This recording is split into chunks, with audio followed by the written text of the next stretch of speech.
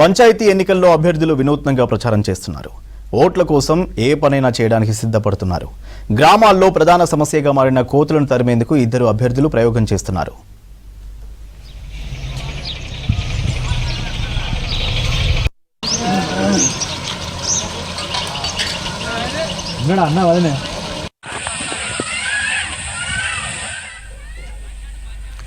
హనుమకొండ జిల్లా కమలాపూర్ మండలం నేరేలలో మొత్తం 1537 మంది ఓటర్లున్నారు.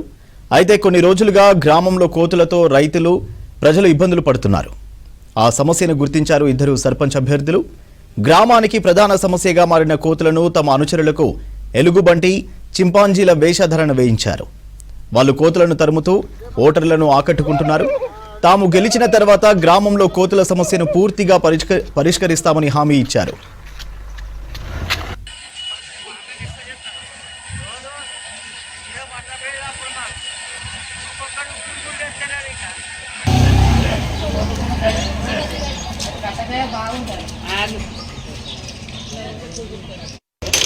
ఇంకా కోతులు కొట్టద్దా ఆయన ఇప్పుడు మళ్ళీ మనకు